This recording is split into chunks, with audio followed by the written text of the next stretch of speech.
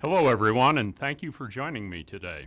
My name is Marty McNamara, and I'm the chair of the Transocean Corporate Governance Committee, which also serves as our director nominating committee. At our last two annual general meetings of shareholders, we have nominated and our shareholders have elected 6 new directors.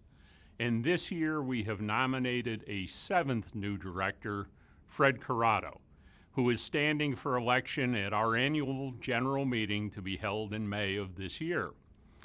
With respect to each person we have nominated, we have gone through a very careful process that takes many months of work. Every year, our committee and board, consulting with management, assess the experience, backgrounds, skills, and performance of our directors and determine specific individual changes or additions to be made, always seeking directors who provide all of the following: demonstrated independence both under New York Stock Exchange standards and in terms of being free from any prior commitments or influences of any kind that might undermine their ability to think independently. They should also have the highest professional and personal integrity, ethics, and values, as well as tested judgment, deep experience, and professional accomplishment in their own careers prior to Transocean's board. They should have specific skills, backgrounds, and experience that are directly relevant to Transocean's business, and of course, a commitment to invest significant time and effort to understand the company's worldwide business, including its customers, assets, finances, operations, and very importantly, our senior management, succession candidates, and our diverse worldwide workforce. We have emphasized the nomination of directors who contribute to the diversity of our board, so that our board reflects the international and diverse nature of our business, workforce, and customers. Once we've done our annual assessment of our board performance and needs, we conduct a search using a major independent international search firm. The outside search firm provides worldwide resources and experience to help us identify and compare the best possible candidates who might be available and fit Transocean's needs. As the list of prospects becomes more focused in this process, our governance committee and board members meet directly with candidates. Traveling is necessary to accomplish these meetings face-to-face. Only after this months-long process and careful consideration of the results does our committee and board recommend nominees to our shareholders. All of our board members are completely independent, other than Stephen Newman, our Chief Executive Officer. Our nominee, Fred Corrado, will also be fully independent if he is elected. The independence of our directors and the continuing renewal and refreshment of our board helps to give us a very dynamic and open board environment. In order to make the board function at its best, this refreshment with new faces and ideas must be complemented with board members possessing strong institutional knowledge of Transocean and its history, without which the company may be exposed to certain risks and lose the benefit of lessons learned during these directors' time on the board. We believe having all views and questions addressed openly in a dynamic board that is diverse but not divided, and that is both balanced and continually renewed, protects the interests of all shareholders.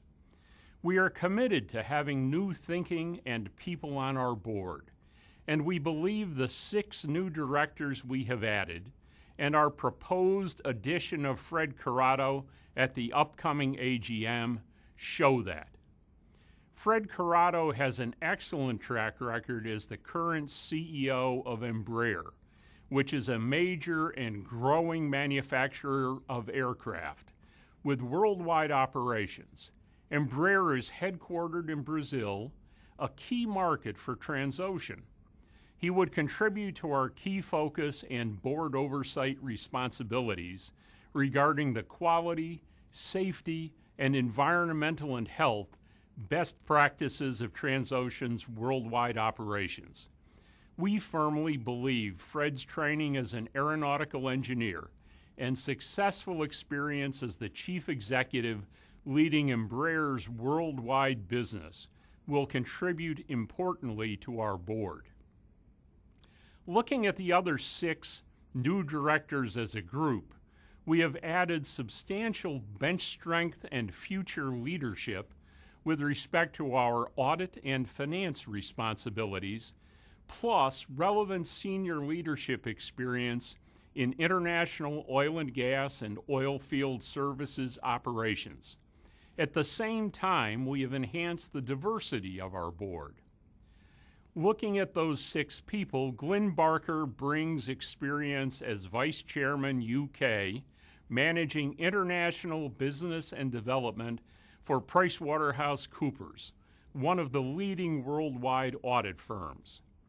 Vanessa Chang has senior management experience from another leading audit firm, KPMG Pete Marwick, as well as her experience as current chair of the audit committee of another major New York Stock Exchange listed company in the energy sector.